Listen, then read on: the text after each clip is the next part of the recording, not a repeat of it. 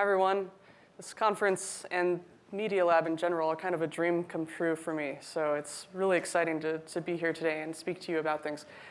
I want to talk a little bit about calm technology and the idea behind that, and then also a bit of history and a bit of the future and where I personally see AR possibly going. So who's seen this quote that 50 billion devices are going to be online by 2020?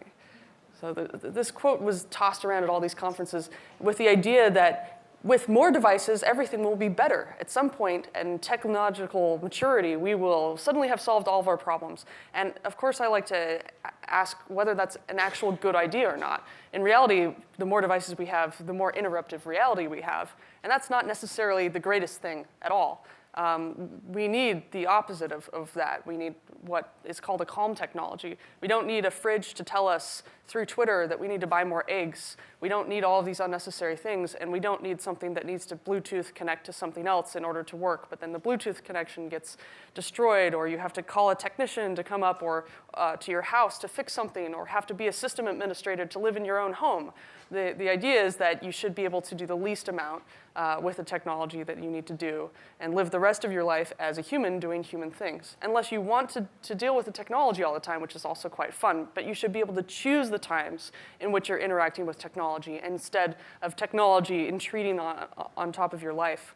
So where did this term come from? So in Xerox PARC in the 1990s, there were these two people, Mark Weiser and Josh Seeley Brown, also Rich Gold, and they said, we're going to simulate the future. And what they found is that there were so many more devices than were necessary, and that the scarce resource was their attention and not the technology. And they wrote this paper called The Coming Age of Calm Technology, in which there would be more devices to people than people to devices. And they also wrote a paper called The World is Not a Desktop. And they said, why do we keep building these technologies with the attention span that we might expect from somebody on a desktop computer? This is not where these devices are going. We need to use different senses. We need to understand how these things are grabbing our attention, and we need to conserve that attention. And one of my favorite quotes is that this good tool, if we have a good tool, it's invisible. Not that it's a completely invisible interface, but it doesn't intrude on your consciousness. You kind of merge with the tool for the time being. You focus on the task, not the tool. And with that said, I think of books as a really great version, a very stable version of virtual reality. They last for hundreds of years. You can spill coffee on them. You don't have to plug them in. When you read them, if the interface and words are good enough, you hallucinate a reality that doesn't even exist, and you can pass that on from generation to generation. Yet we have all of these things that aren't necessarily very stable. So let's look at designing calm technology. How might you design it? There are 8 principles, but I'll have a little bit of time for some of them here. One is that technology shouldn't require all of our attention, just some of it, and only when necessary. So tea kettles is the example from Mark Weiser, is that you set it, you forget it, and it calls to you from another perspective, another room, from your peripheral attention when you need to pay attention to it. Technology should empower your peripheral attention. We have more than just this field of high-resolution visual attention. We have sight and sound, and we have touch. We have all these different things, and we can make use of them when we're dealing with our electronics and when we're actually building those and designing those. This is an example of haptic feedback. The LumoBack Smart Posture Sensor is something you wear around your waist and notices when you slouch, and it just buzzes you until you stop slouching. This is really simple, but it's an idea of a personal-based technology. I had a coworker that got an insulin pump, and he was really excited about it. And then we had a meeting, and the insulin pump beeped. And I said, I know that you have an insulin pump now. And he says, yes, this interrupts me during films, this interrupts me during weddings, it interrupted me during funeral, and it drew attention away from the fact that I was using a technology to restore myself to a human norm. It drew attention to the fact that I had this device. And he said, it would be great if I could turn it off, but there was no way to turn it off. He couldn't change his own notifications. Haptic notifications are great for a personal notification. If he's in a really loud concert, he won't be able to hear that notification.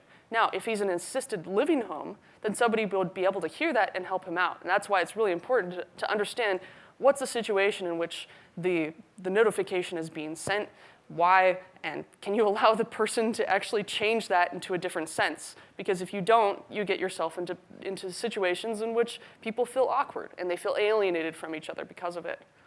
This is a haptic compass belt. There have been various versions of this technology, but the idea is that you can put this on, it will always buzz in the direction of north. One of the people who first worked on this technology said that he had this new sixth sense of direction, and that even in his dreams, he knew which way was north, and he never really got lost again. He had this kind of whole visual perspective map that was in his brain at all times. So we can really augment these senses, and it just shows how flexible they are if we stop just focusing just on the visual sense. Technology should inform while creating calm. You've seen lots of these like Microsoft technology videos in which somebody wakes up in the perfect condo in the perfect American English San Francisco dialect that is perfectly understood every single time by your artificial intelligence agent.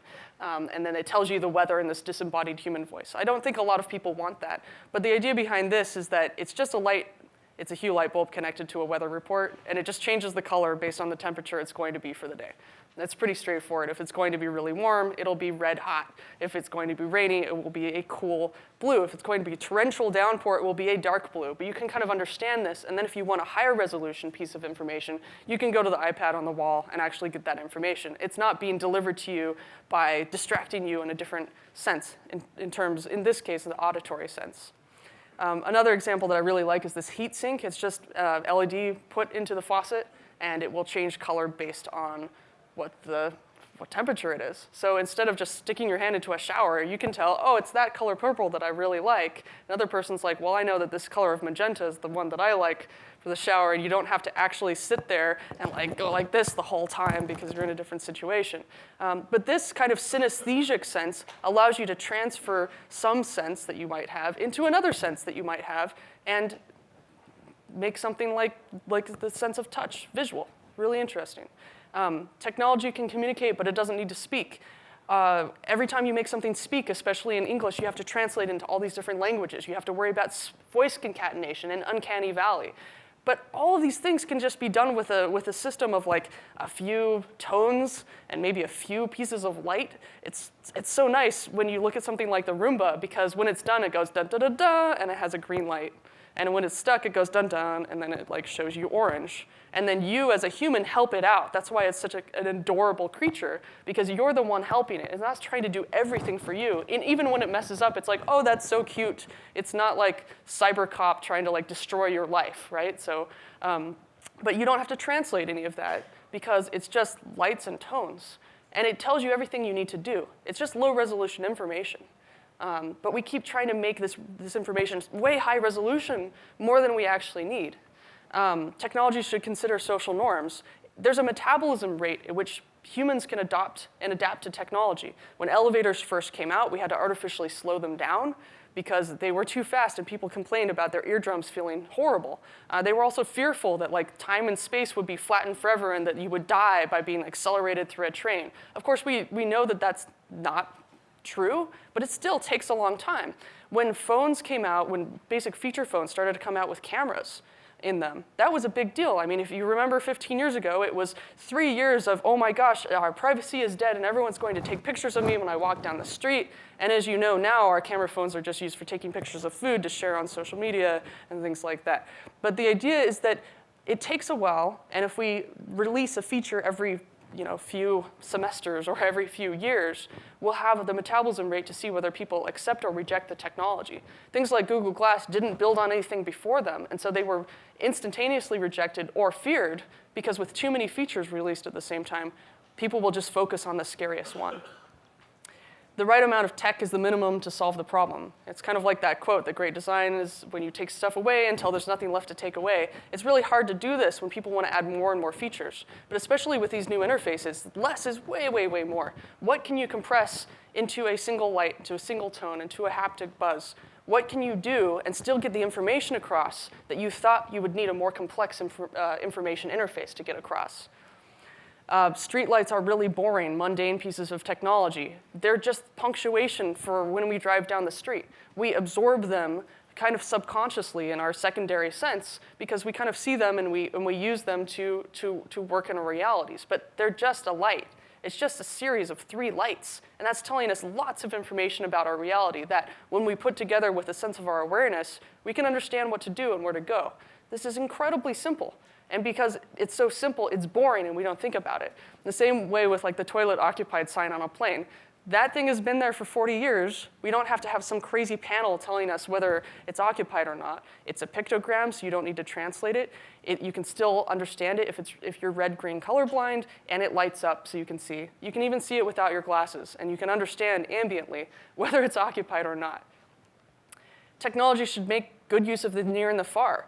If you have some sort of connected home that has to go all the way to some server in order to turn on and off your lights, then when the server goes down, you suddenly can't operate your lights. It should default to the original function it was supposed to have. There was a pet company that said, hey, you can set up all your pets on this automatic feeder system and have a Skype to your pets. And the issue is that that system went down, and it turned everyone's pets into a kind of temporary Schrodinger's pets type situation. You didn't know whether your dog was alive or dead because you couldn't see it. And so people were trusting the technology, but there was nothing that required on the packaging that says this operates over the web.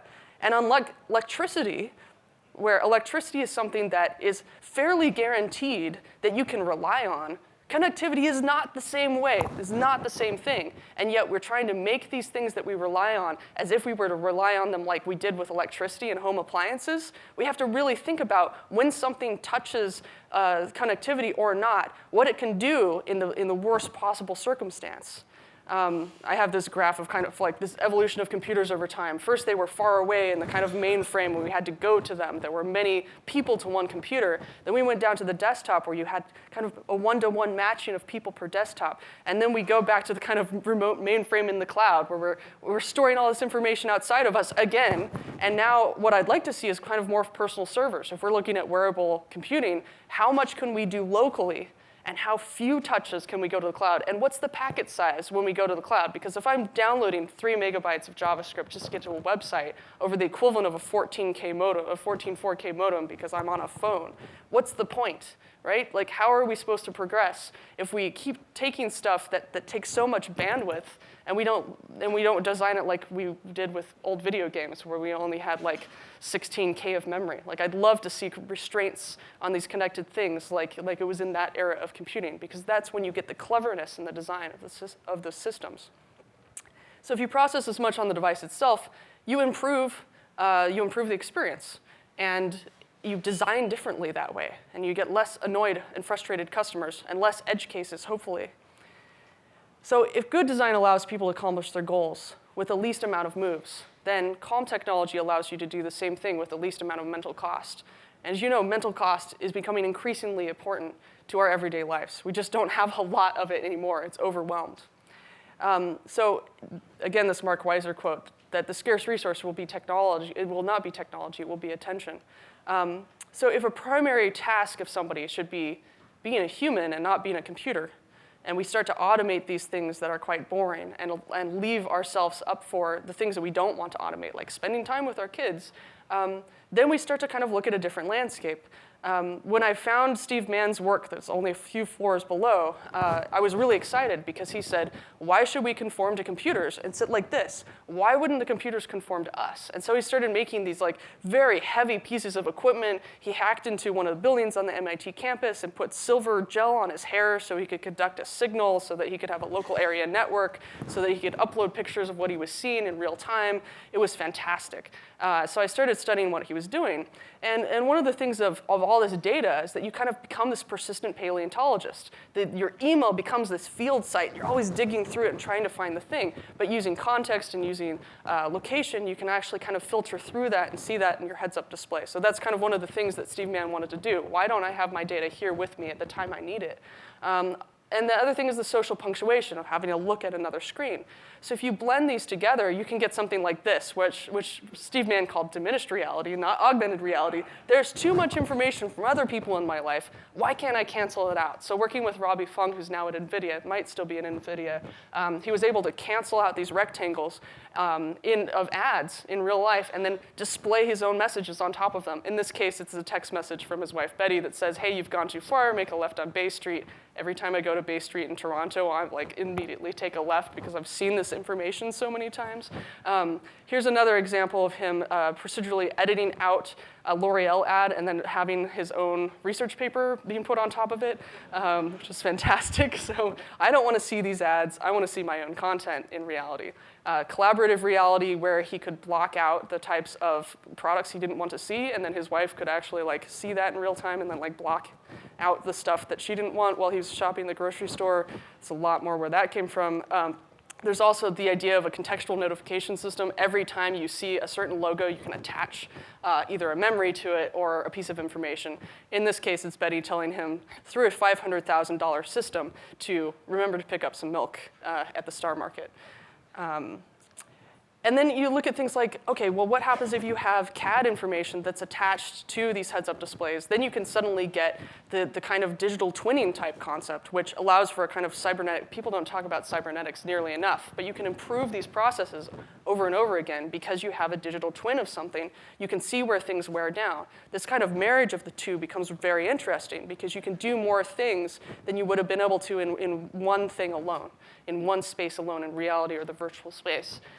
But then you say, well, do I really want to use this heads-up display or this iPad all the time? And this is where I'm really interested in.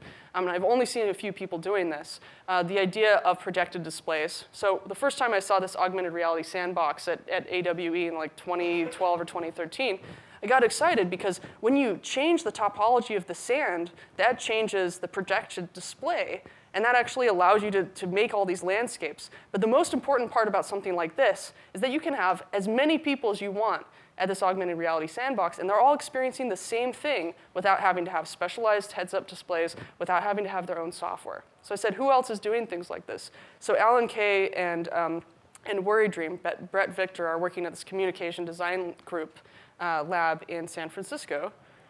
And I saw some of these pictures on their wall. One was like, how should you interact with data? Should you be sitting in these like little tiny screen information zones all around a table and have a meeting? No, you should be immersed. You should marinate in the information. It should all be on the wall. It should be there so that everybody can see it at one time so they can have this shared collaborative reality. And so they started working on things like this. This is an example of all the different code they have running this software, and it's projected from a tiny projector onto the wall. And here's how you interact with it. You use a laser pointer, a green laser pointer, and it's just detecting like where you're clicking in real life, and then it will change the display for you. So suddenly everybody can see all of the code in their organization. Fantastic.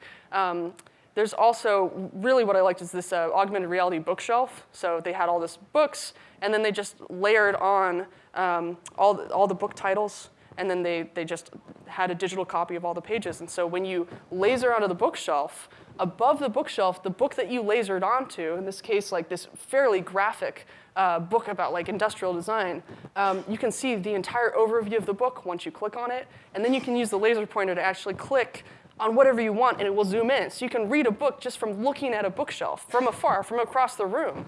It's fantastic. Everybody can do this. So these are the really interesting things where you start to say, like, instead of having this on your head the whole time, how about you kind of democratize the experience and have everything here outside projected? And I don't know which one will work. And of course, different ways will work in the future. But this is another way of looking at things that I really like, which is also called like the rectangle-free zone if you go into their lab, because they don't like rectangles. So those are a few different ways of thinking of things, and calm technology, immersive experiences, and kind of where I want to see things going. So thank you so much. It's great to be here. Thanks.